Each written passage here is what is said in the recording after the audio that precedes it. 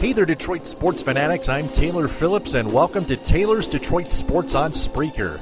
You can also find this and all other episodes of Taylor's Detroit Sports on iHeartRadio. Straight and full Detroit and Michigan sports coverage 100% of the time. If you have any opinions on everything that's going on in the Detroit sports world, call in or send a text message live on the show at 231-429-3668. Also, you can add me on Facebook as Taylor Phillips, online at facebook.com/TaylorGatorPhillips14. Like my Facebook page, Taylor Phillips's Detroit Sports page. Join my Facebook group, Taylor Phillips's Detroit Sports Group. And follow me on Twitter at DT2Phillips with 2 L's.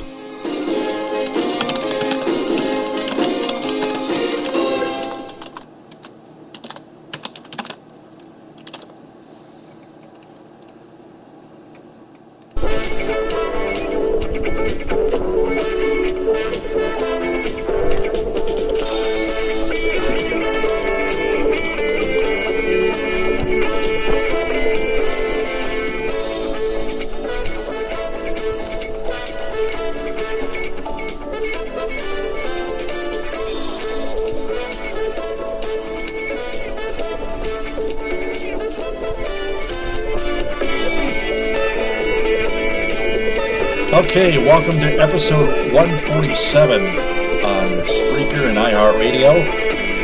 I'm Taylor Phillips. Tonight we're going to talk about Michigan State advancing to the Elite Eight and what would happen if they manage to advance to the national championship and end up playing the undefeated Kentucky Wildcats.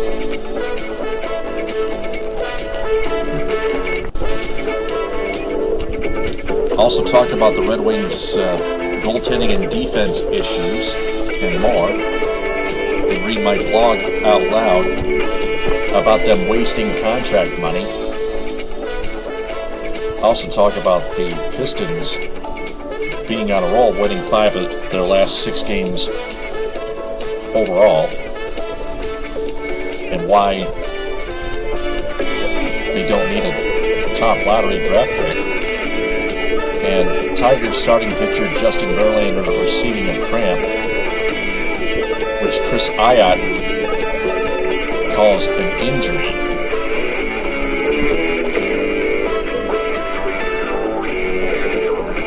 Which is only a teaser.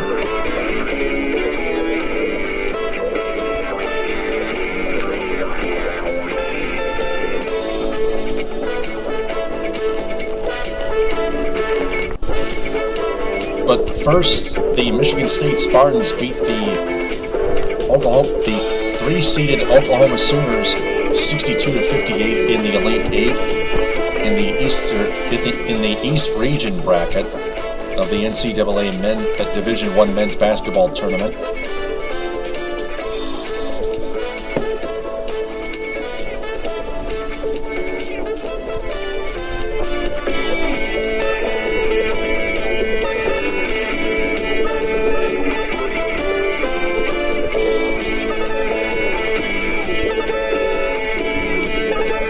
Denzel Valentine was fouled with 25 seconds left in Friday's game, and he hit a pair of free throws to put his team up 4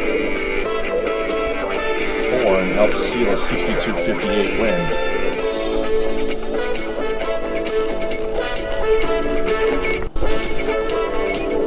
And keep the Spartans' unlikely NCAA tournament run alive. From Kyle Austin of NLive.com. The free throws were part of a strong finish for the Spartans as they found their scoring touch and defense after losing both early and not leading until more than 30 minutes into the game. MSU went on a run to take a 54-49 lead and held on down the stretch. A key to the run, Matt Costello followed his miss for a putback dunk, and Valentine hit a three-pointer in transition that forced an Oklahoma timeout with 5:56 left.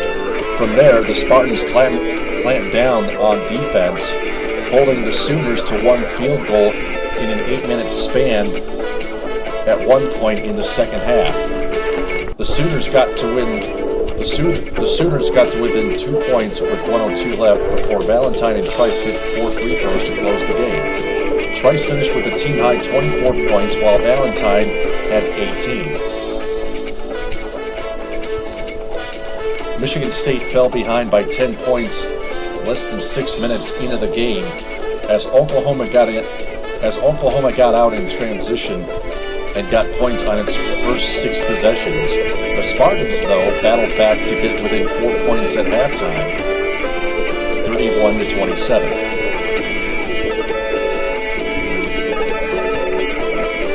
The Spartans struggled to get over the hump early in the second half.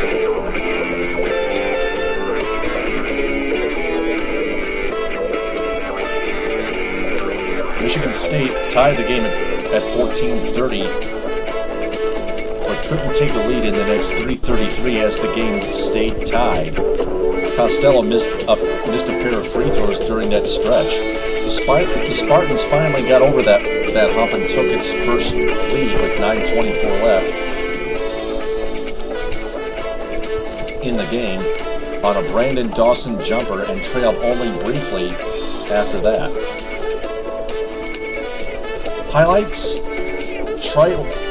Travis Trice was a highlight offensively, particularly early in the first half with most of the Spartans struggling. He went 3 for 6, then for 10 of his team's 27 points in the first half, and kept things up from there to continue his strong tournament play.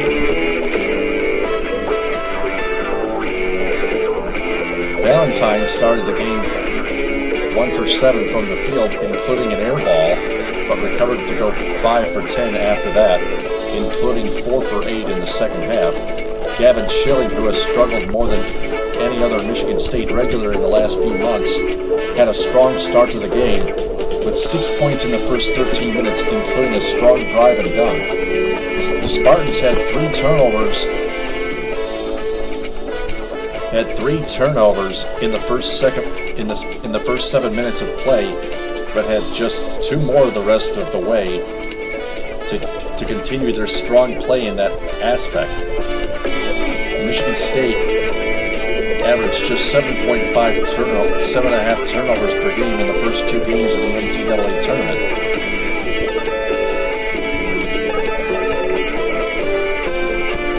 Lowlights: Dawson hit a few key jumpers in the second half, but overall wasn't involved much offensively, going 3 for 7 for 6 points. He did, however, finish with 11 rebounds. Michigan State had 1 possession in the first half in which it missed 4 shots and 1 free throw to emerge with 1 point. That culminated a 2 for 16 shooting stretch for the Spartans. Below the late 4 for 4 free throw performance, Michigan State was 5 for 11 at the line.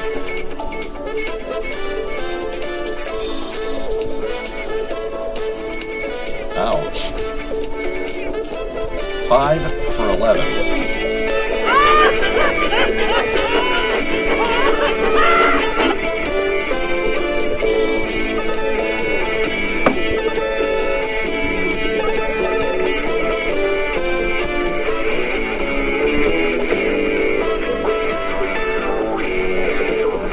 Notes: Denzel Valentine scored his 1,000th career point on a three-pointer with 3:14 remaining in the first half. He's the 48th player in program history to reach the mark, and the 3rd active player along with Dawson and Trice. Friday's game tip-off at 10:16 p.m. The latest Spartans have tipped off all season by more than an hour.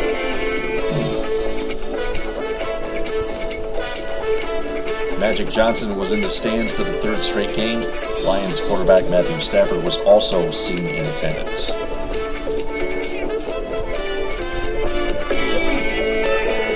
So first off, they beat the Georgia Bulldogs in the second round, and then in the round of 32, they upset the Virginia Cavaliers.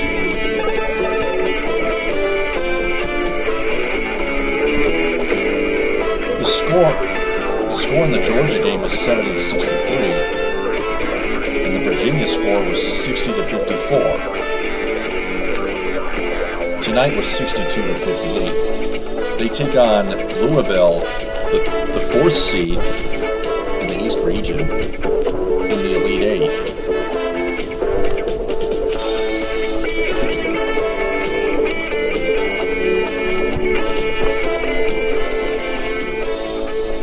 Irvin Magic Johnson on Michigan State's win tonight. We quote, "We got ourselves together," unquote.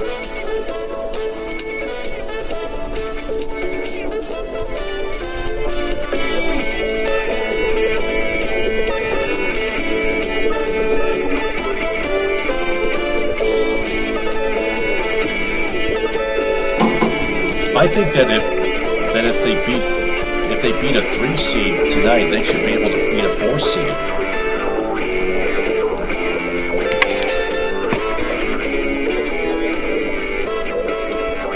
Louisville is a 4 seed and Michigan State is a 7 seed.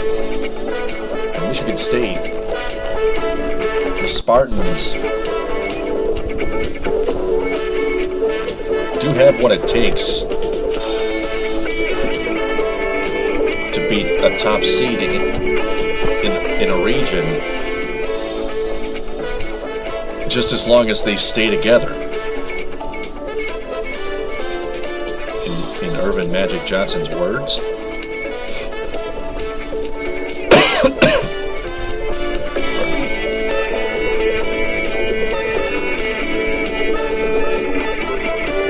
My next question is, what if the Spartans make it all the way to the national championship game and end up playing the undefeated Kentucky Wildcats, who are way powerful? Will the Spartans be able to pull the upset, or is Kentucky just too powerful for the Spartans? Call in or text message live, name, city, and state, 231-429-3668, or comment here on my episode. Please and thank you.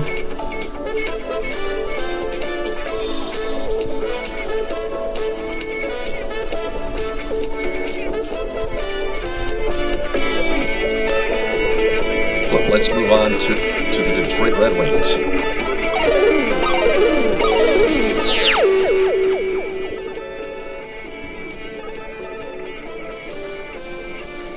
Well, what else can I say? Jimmy Howard is a terrible goaltender right now when it comes to the Red Wings playing bad teams like the Florida Panthers, the Columbus Blue Jackets, the Arizona Coyotes, and the San Jose Sharks.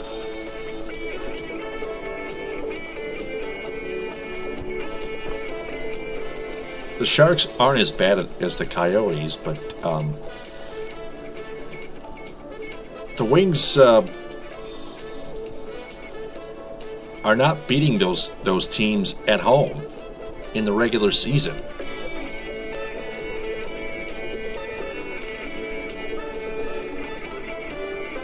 And that's just terrible. It's a joke.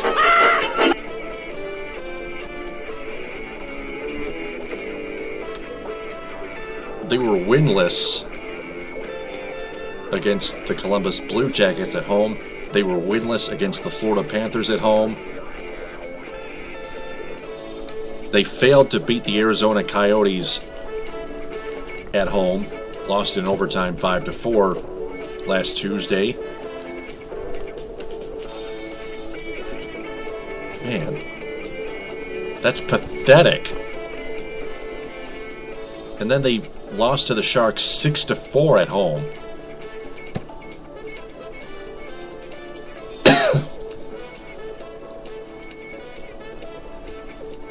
Mike Babcock said goaltending is an issue, the head coach said.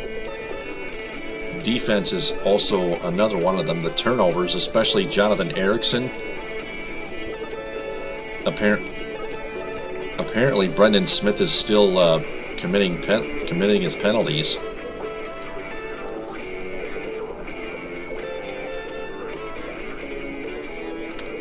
Erickson keeps turning the damn puck over.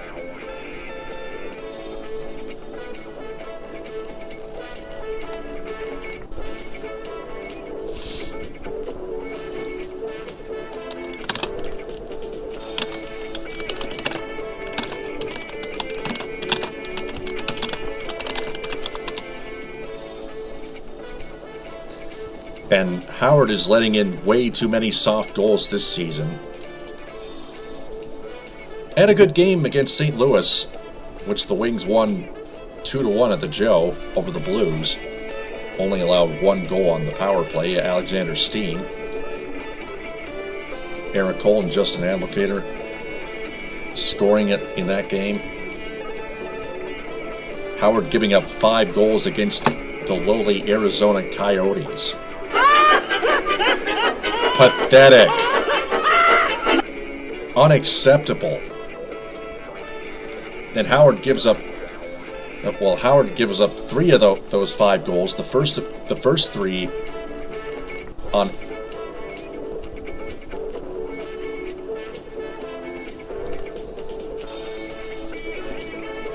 8 shots, and then he gives up the first 3 Sharks goals all in the first period on 9 shots. He ends up facing 10 total shots on goal in the first period.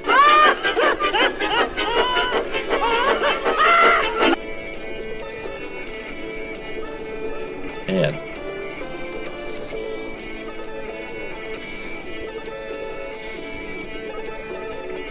those who love Jimmy Howard ought to be ashamed of themselves right now.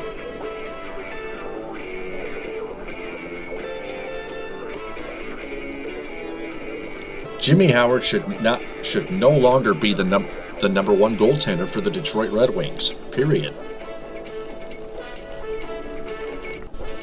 He was always a mediocre goaltender since the 09-10 season. He's no longer young. And he hasn't developed.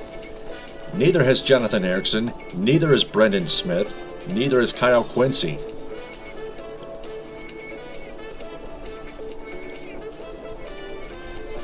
Mike Babcock decides to start Peter Mrazek tomorrow at 2 against the Tampa Bay Lightning. Sunday at 5, they're in New York on Long Island against the Islanders.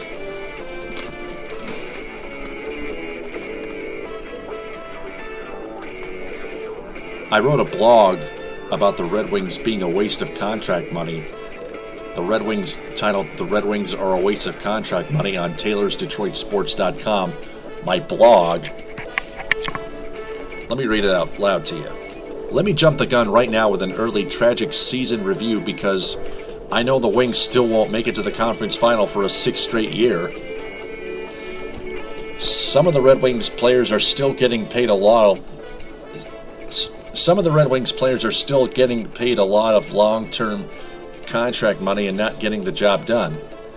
A couple of examples are goaltender Jimmy Howard and defenseman Jonathan Erickson. Howard has let in a ton of soft goals the past six seasons and has become almost injury-prone the past 2 seasons. Yet the Wings are stuck with him for 3 more years. Goalie Jonas Gustafsson gave up more goals last season and has sat out a chunk of this season due to injury, which makes him a bust.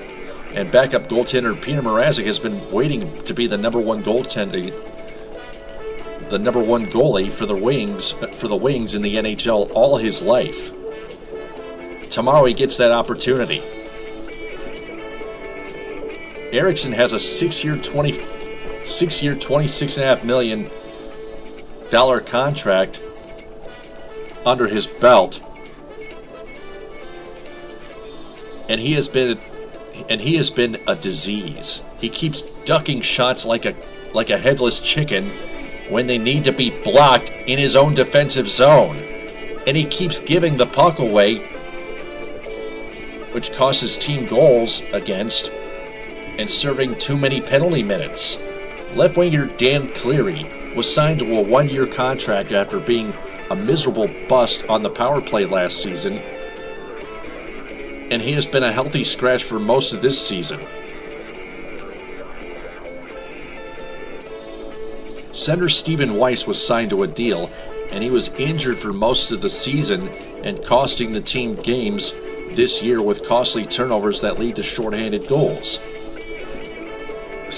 Scored a rare goal last Thursday night in the 6-4 loss to the San Jose Sharks at Joe Louis Arena.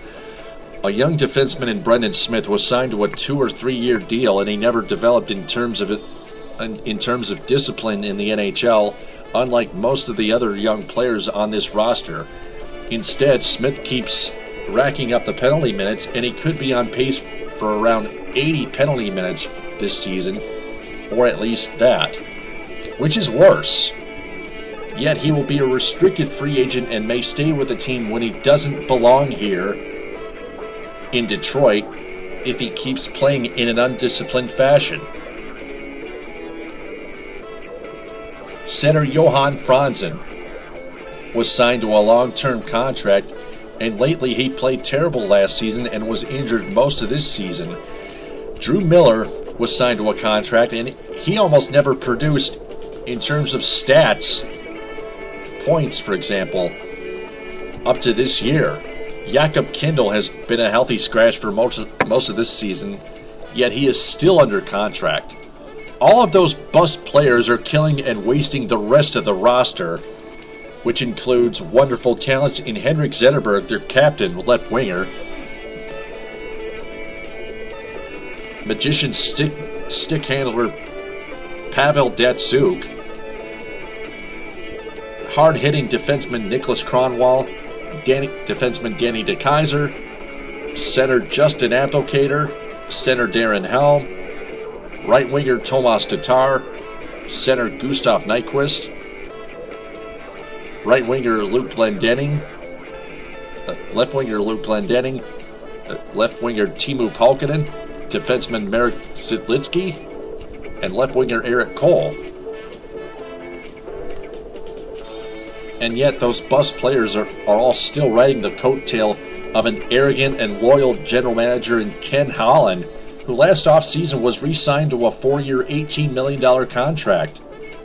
Not to mention their head coach Mike Babcock, who is running the entire team too hard when they don't succeed, and is constantly making line changes at the wrong time, which costs the team goals against by allowing the opposing team to break away and score with no defensive help.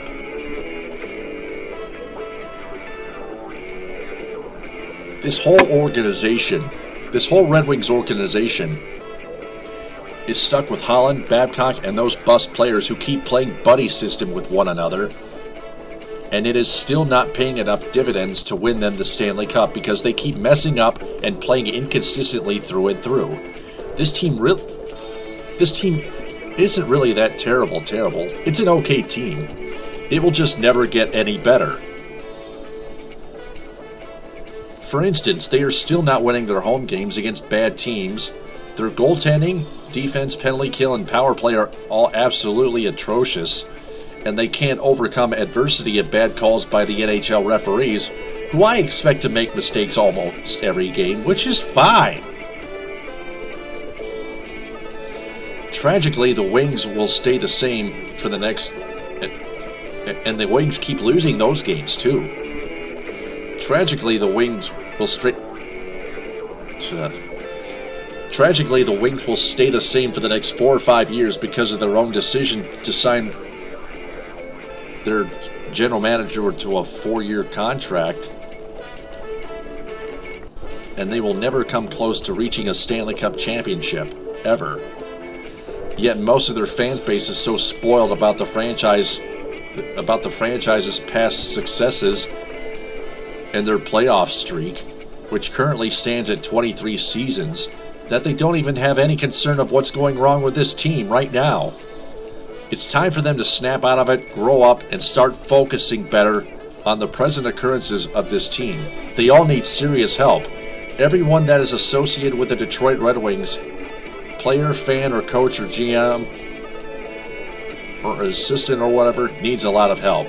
Change won't come for a long time, though, because everyone who plays for this team is stuck with this team, and this team has not made it to the conference final the last 5 seasons after losing the Stanley Cup to the Pittsburgh Penguins in the 2009 Stanley Cup final. It's time for all of you to put all your Red Wings gear away and start saying, I'm not going to take this anymore. Do I sound like a bandwagon or fair weather fan to you? Good. I'm a big part of the solution. Those who disagree that have no concern are part of the problem. It's time for change with the Red Wings. And now would be the best time for you all. And now would be the best time for you all to start and keep protesting until this team changes and gets better enough to be a Stanley Cup winner again. We are sick of all of this. Do a couple things here.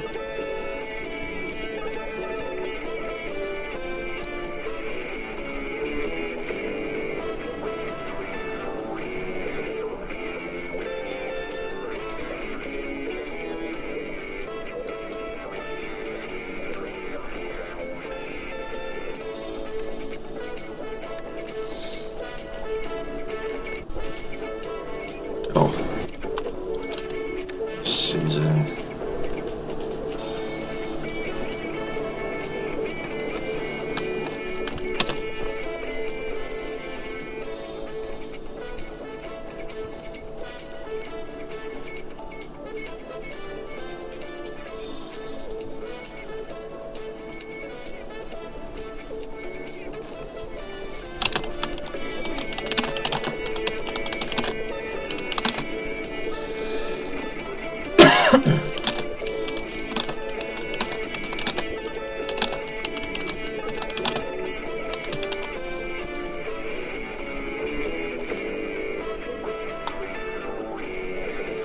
All right.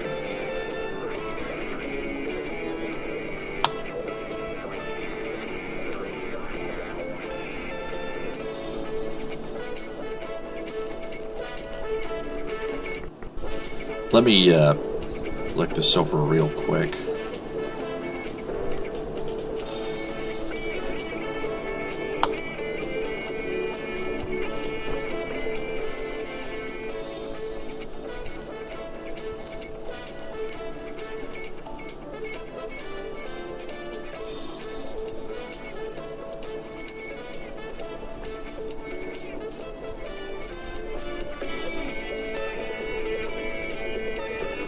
There we go.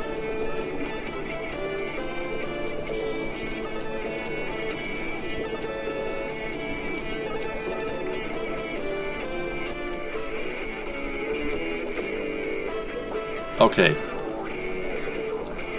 The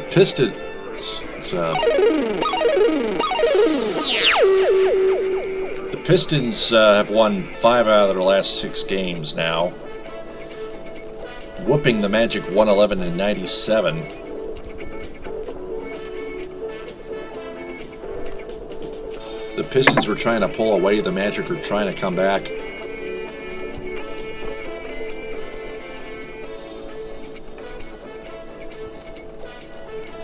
In the first quarter, it looked like the Magic were rolling away, on pace for 30-plus points, but the Pistons made an incredible run to lead 30-27 after one quarter of play. Then the Pistons led by 54-53 at halftime.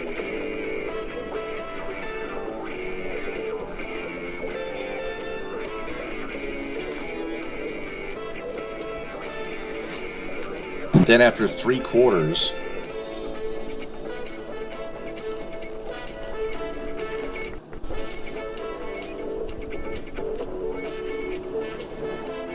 Pistons led the Magic 87-76. That's when the third quarter they started pulling away, and the Pistons sealed the deal with a 111-97 victory. Reggie Jackson, the guy who earlier many fans doubted and hated him and said that he sucks. Crybaby! How long are you going to keep whining like a child? You're just a crybaby, a coward!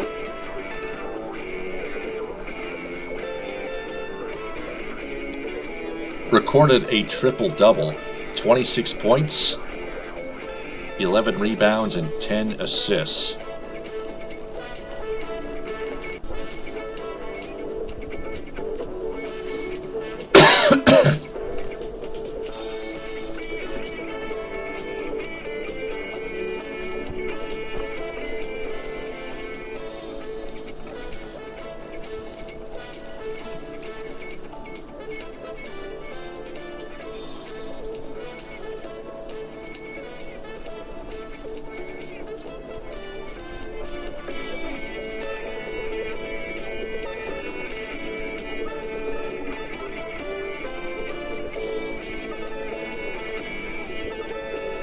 David Mayo from MLive.com headlines: Pistons 111, Magic 97. Detroit extends season's second longest winning streak to 4.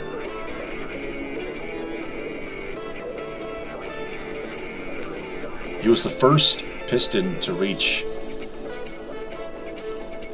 4 triple doubles in a regular season since Grant Hill from the 1997-1998 season.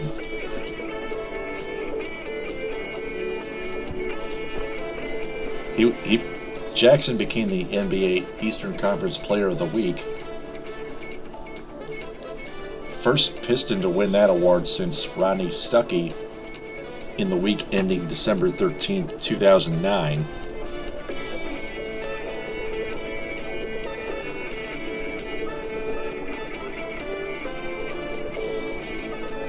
Tayshaun Prince scored 23 points, 14 of them at halftime, finished 10 of 15 shooting. It was his highest scoring game since he scored 24 against the Golden State Warriors on December 5th, 2012. The month before the Pistons traded him to Memphis. Wasn't that long ago. It was just 2 seasons ago. Wow. Stan Van Gundy recorded his 399th career coaching victory. He became the 43rd NBA head coach to win 400. He could become the 43rd NBA head coach to win 400 games in that capacity. Sunday at Miami, the other team besides Orlando that he coached before taking over the Pistons this season. His brother Jeff Van Gundy has 430 career wins. That's also amazing. Joel Anthony surpassed the 1,000-point career mark. The Pistons' third center had 3 points, giving him 102. He also had a few blocks in the second half.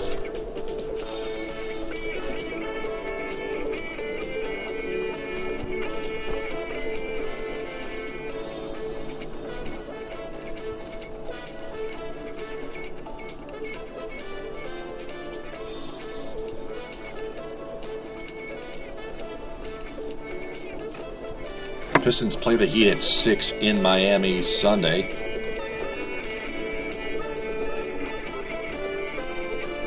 The Magic shot 61.5% in the first half, 24 of 39.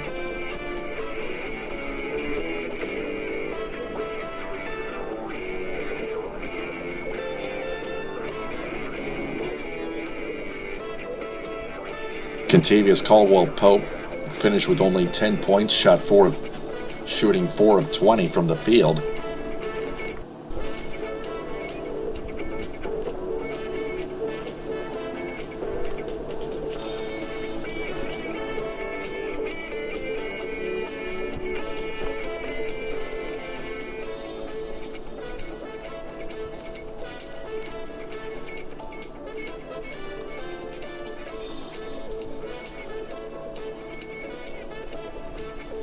Let me take a look at the rest of the stats here.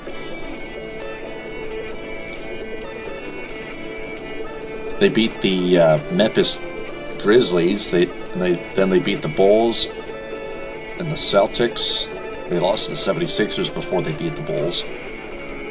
Celtics in overtime on the day I went to the Griffins game with Ed Bessemer. See the Fox Sports Detroit girls there.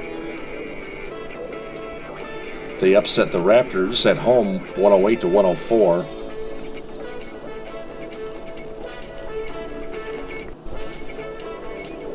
And then tonight they beat the Magic 111-97.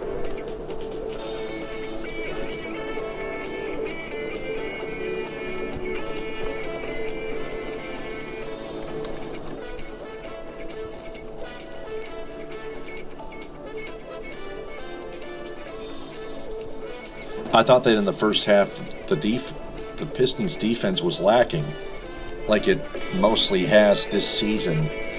But that's been the only issue that they've been having. The rest of the areas the Pistons have been doing very well in. The offense, the rebounds.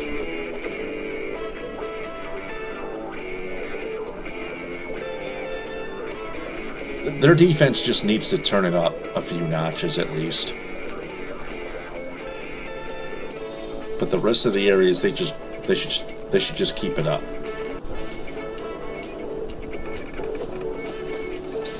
Now to the Tigers.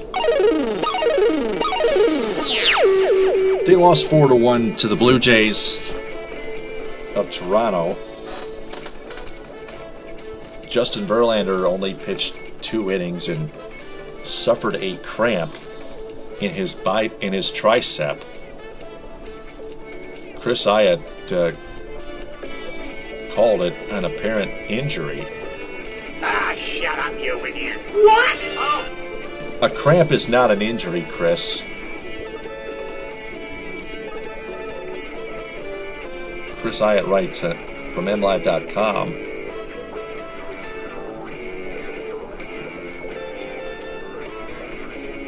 Verlander pitched the 3rd inning.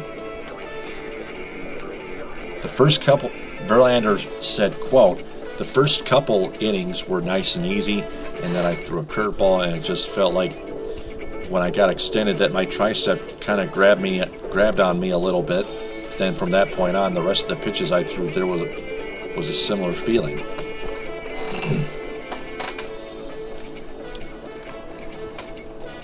When I got fully extended out, it just kind of felt crampy. It was weird. I've never really felt anything like that before. But it doesn't seem like anything serious. Unquote. No, it does not. No, it does not.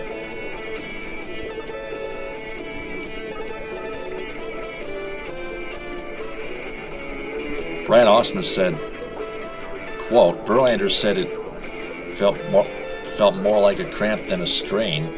It doesn't mean we're out of the woods. It's not as concerning of an area." Unquote. Verlander said he's not overly concerned.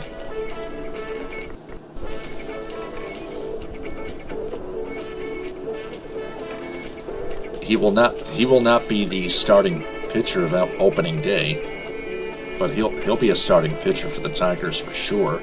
David Price is the opening day starter against the Minnesota Twins, April 6th at Comerica Park.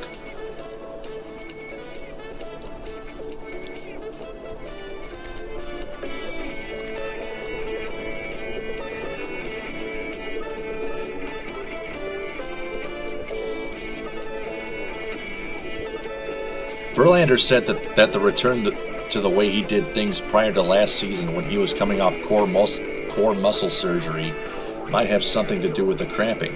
He said, quote, "I think I was a little dehydrated today. For one, I think the adjustments I've been making mechanically, getting further out front, maybe put a little more strain on that than I have in the past. I really obviously like the mechanical adjustments I have made, but I'm using muscles differently, maybe, and that also may have contributed to it."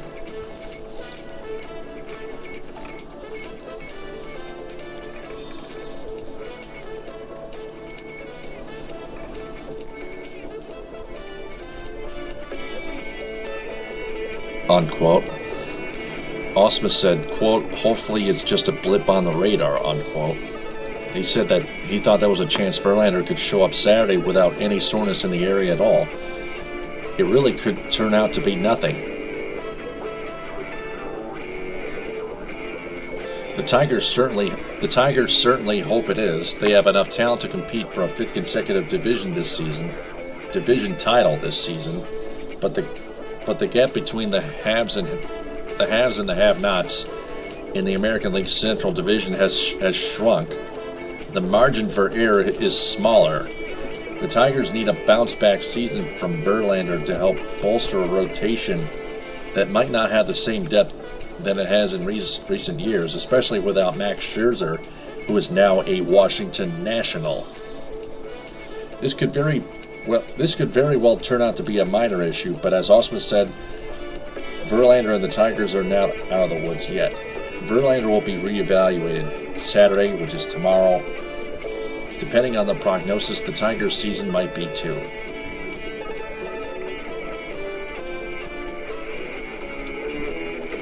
I think Verlander and the Tigers will be just fine. We still count on them to win the World Series, but they gotta win the AL Central first. Those are 2 goals in mind.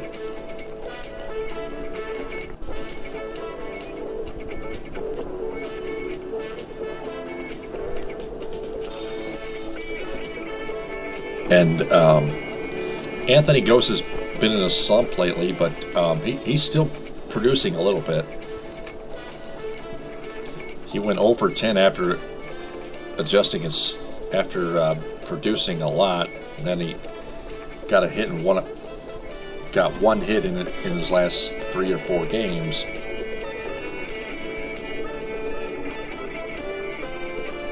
Two minutes left on the podcast here on episode 147.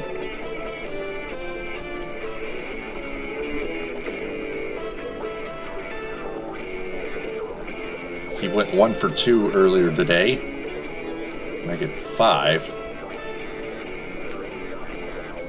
The game had to be called out due to rain in 5 innings.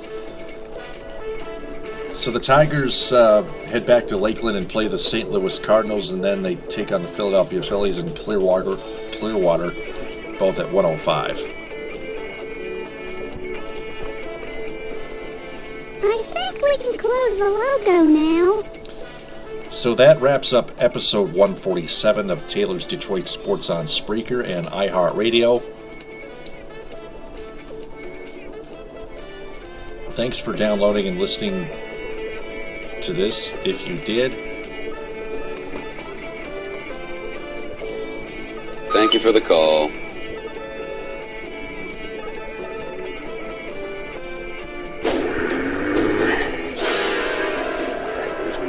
I want to hear. What's your problem there, pal? Can't a guy get a bit of sleep? Don't bug me. I will talk to you Sunday night at 11 on Blog Talk Radio and back here later on Spreaker. TTFN, ta-ta for now.